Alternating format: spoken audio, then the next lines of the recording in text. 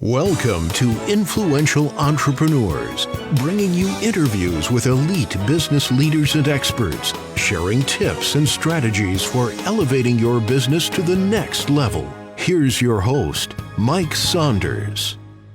Hello and welcome to this episode of Influential Entrepreneurs. This is Mike Saunders, the Authority Positioning Coach. Today we have back with us Darryl and Alicia Pryor with DNA Financial Associates, and we'll be talking about freeing yourself from money myths. Darryl and Alicia, welcome to the program. Hey, Mike. How you doing? Glad to be here.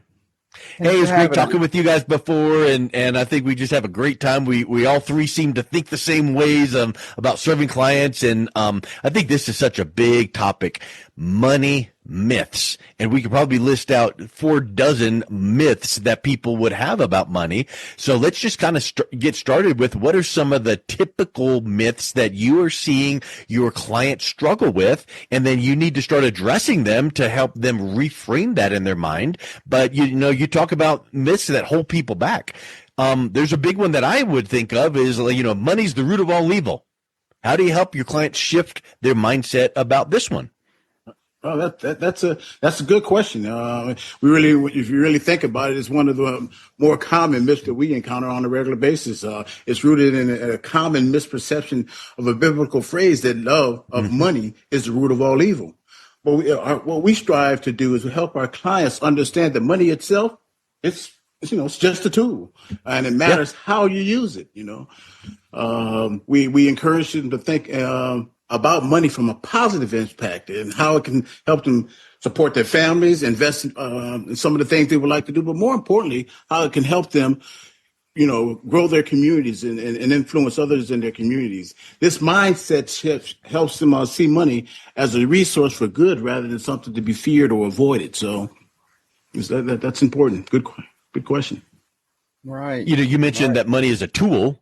I would say also it's a vehicle. You think about, it's a vehicle to get you somewhere. It's a tool to help you accomplish something, and if we tried to dig a ditch with no tools in just your hands, it would take a long time. But if we have a shovel, it would get there quicker. If we had a piece of machinery, it'll be even faster. So using money the right way can be a vehicle and can be a tool. Alicia, do you have any thoughts around that myth from what you've experienced working with clients? Well, I think that Darryl hit the nail on the head. Oftentimes, particularly in our in the communities where people are very much into their religious faith, that can be quite a challenge to overcome that thought process.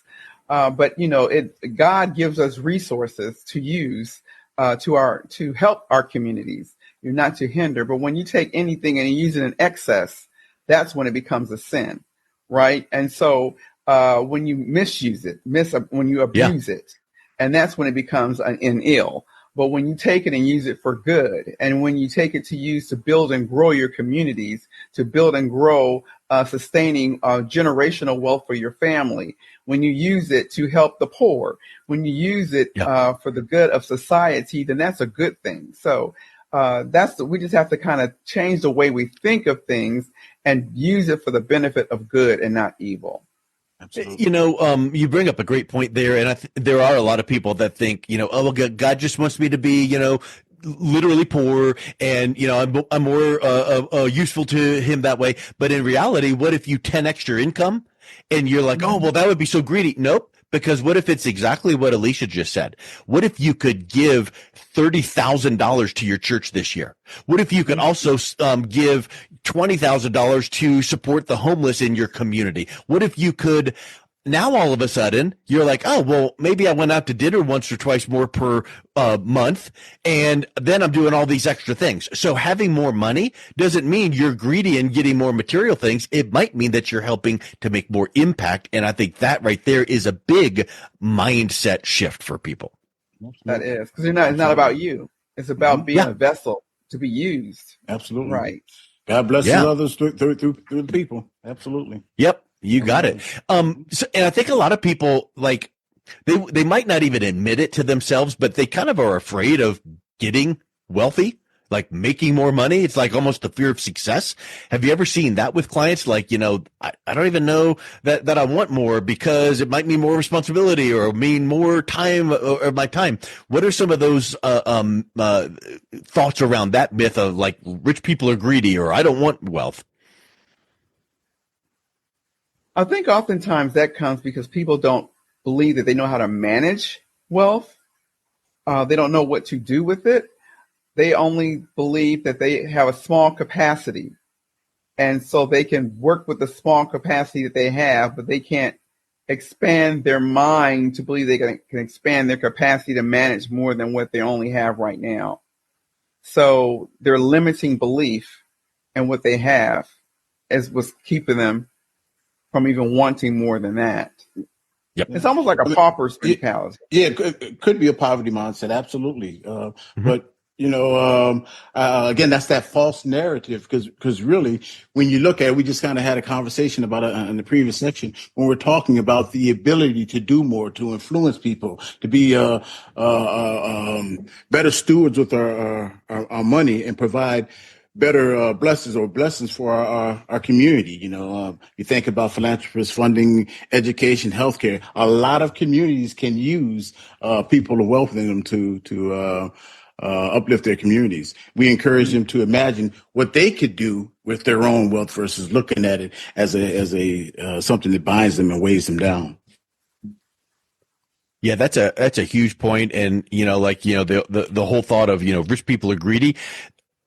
It almost is almost like a cop out to go, well, I don't want to be rich because rich people are greedy. Well, that might not be the case. It's just like you don't think you can get there.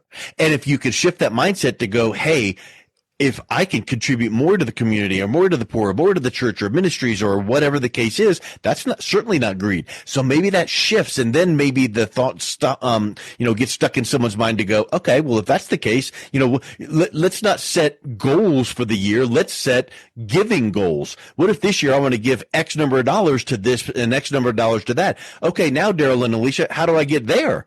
Well, that might mean you need to make some more money to be able to do that, but that's a whole different feel than I want to 10x my income so that I could buy that Lambo. Right. Well, that's a shift in mindset for sure. Yeah.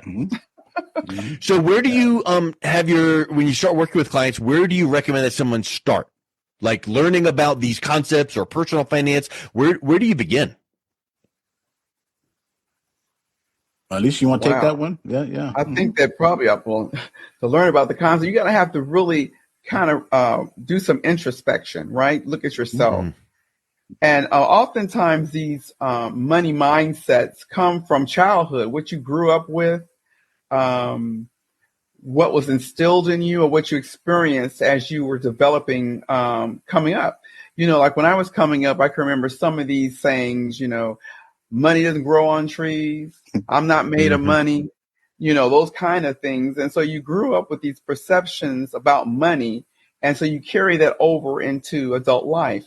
And then in your adulthood, you might not have been taught, how to budget, how to pay bills. You just kind of live life on a whim because you didn't really have the structure of learning how to better manage and maintain and sustain what you did have. And so it starts with some basic things. So I would say the first thing is to kind of think about and really assess what do you really think about money and where do your thought patterns come from and really face those head on. Absolutely. One of the things that we like to say is we really believe that when it comes to financial management, and we talk about financial literacy, it's not just for the head of household, it's for the whole family. Everybody has a role to play in it, So Alicia's big on these kitchen table conversations. We believe that families should occasionally sit down around the table and kind of talk about, financial goals and how the family is doing in general. And it's not to impose anything anything on the kids in terms of or the the kids restrictions. In general. And I won't say restrictions. I don't want them to feel guilty or feel like they have to go out and do something. But it's important that they understand the bigger financial perspective for the family. And so it's important for parents to begin seeding that into the children early on, how to be good stewards of the money and understand that, sometimes you have to work, most times you have to work for things, and you have to make sure that as you work for it, you're just a good steward of the blessings you receive. Right. Work Let's hard, even, save. Yeah.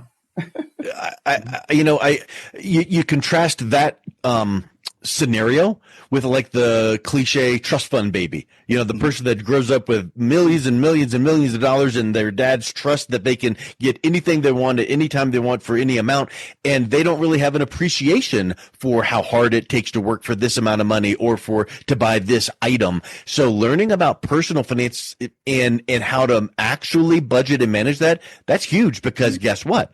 If you don't handle that the right way, then all kinds of money is flowing out of your, through your fingers proverbially, but then you can't invest for the wealth like we talked about last time. So I think it's really powerful for you to say, look, this is a foundational truth. If we can really get a handle on your money management, now you're setting the stage so that we can then invest it for the long term. For the long term. Right. Absolutely. Right. Absolutely. And And learning to save early. Oftentimes we spend as fast as the money comes in our hands, we're spending it. So just learn just to put a little away. If you, like I said, that crawl, walk, run theory again, put something away. And the more we learn to save, then we can see the benefit of our money growing. And oftentimes we don't allow it to sit long enough to grow. Yeah, and you don't have to start off big. Start off small. Start doing something, but do it regularly. And then as you become more averse to saving and get used to setting aside something. In fact, we say a person should pay not just 10%, but pay themselves 20%. Set aside 20% for themselves, and then pay the bills out of what remains. That's a really great point that you bring up. And I know you can run financial projections for this, and people have probably seen something similar. Like, hey, if you save whatever, $100 a month till age 65 and you start at 30, here's how much you'll have.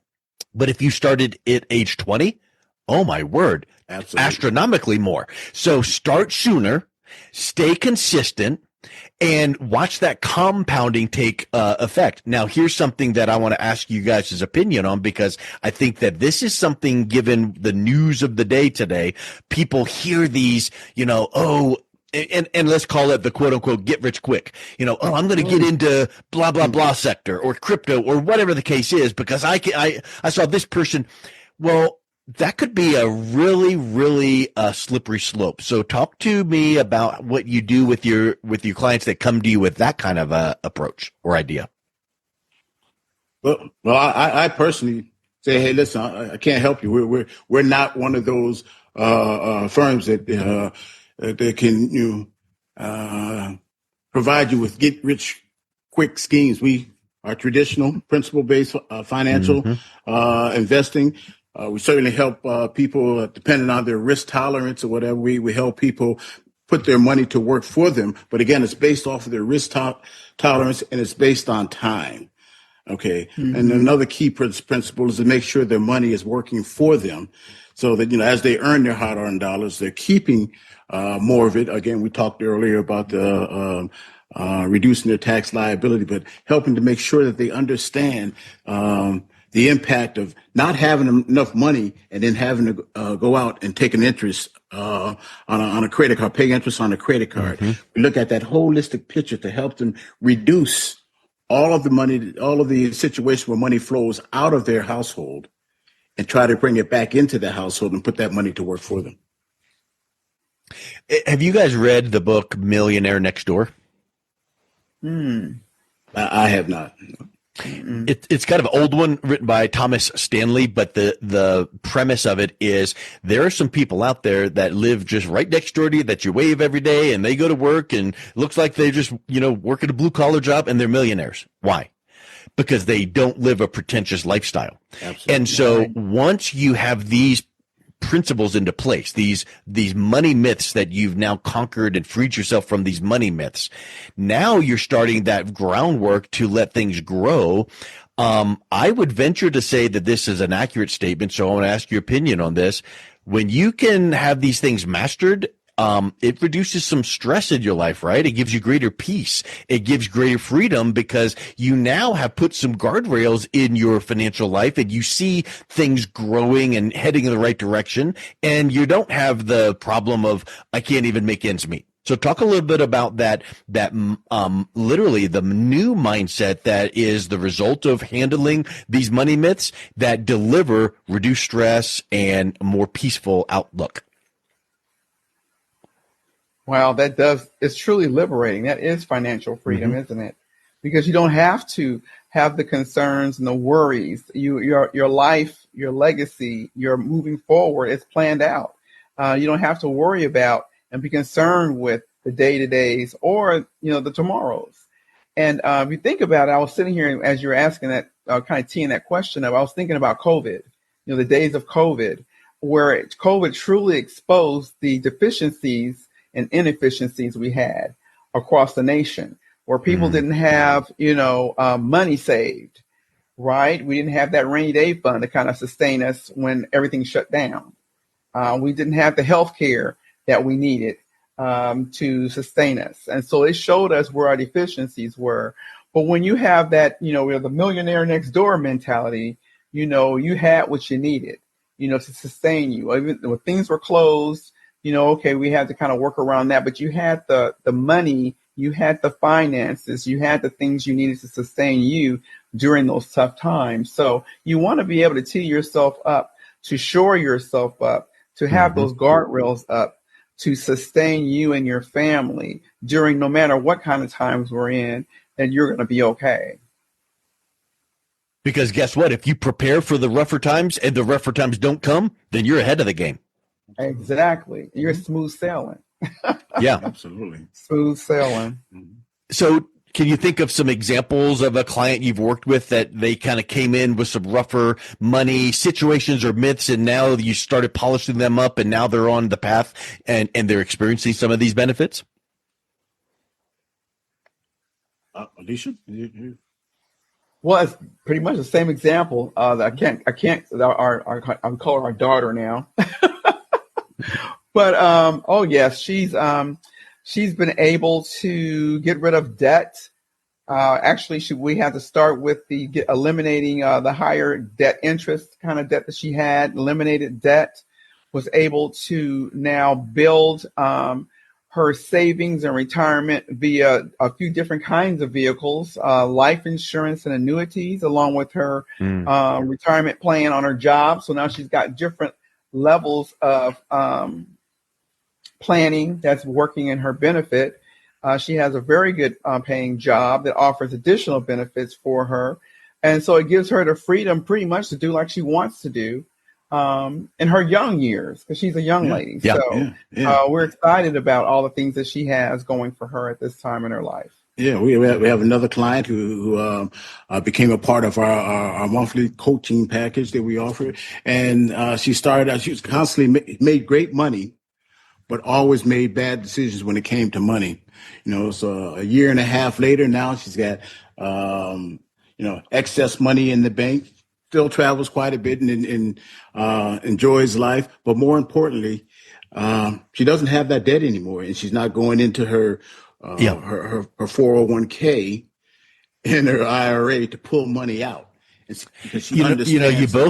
You both mentioned two examples using the word debt, and I think we could take about 4.5 more hours to talk about that. But I think it's really curious and interesting that both of those scenarios were people that made good money, great money, plenty of money. And it wasn't like, oh, I can't pay the bills this month. It was, they make great money, but guess what else they had? Debt. And probably that debt was maybe credit cards, consumer debt, where it's like, you know what, if you could just redistribute some of that income and knock out that debt, you might have $300, $400, $500 a month more, living the same lifestyle. And now you can divert that into some of these additional things for wealth building. So talk a little bit briefly just about how when you see a client that comes in with that debt, it really is a result of a mindset of, I want this thing, I want it now, I'm going to put it on my credit card, and I don't have the money to pay it at the end of the month. I'm just going to maintain the debt, but how that can be an impeding factor. Well, unfortunately, that happens to be a significant part of our clientele, especially Yeah. in this region. We Yeah. have people who are high six-figure income, they can be married couples, and so I'm talking about income rich, house rich, yeah, allow all of the luxuries that you could Mm-hmm. ever imagine.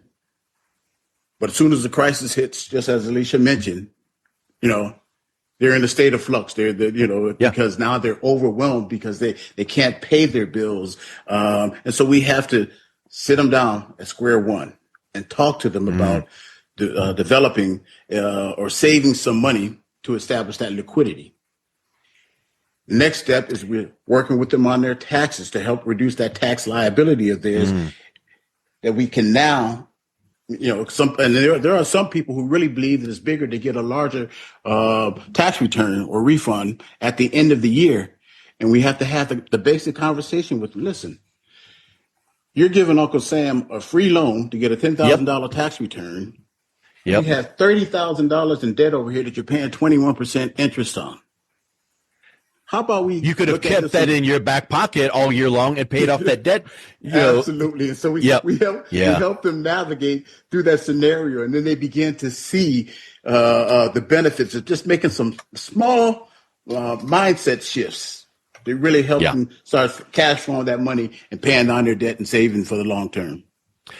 Guys, I want to just wrap up with this comment because this has been so great of these money myths, and it really gets down to mindset. And you said so well, Darryl, small mindset shifts, not dramatic, not life-changing, not you can never spend money ever again, just small shifts. And then over time with consistency, all of a sudden you look back, it's like, wow, I barely felt that, but now look at what this benefit is. So this has been so helpful. And I think if someone is listening to this thinking, maybe where can I get some of that coaching and guidance you guys provide? What's the best way that they can learn more and reach out and connect with you?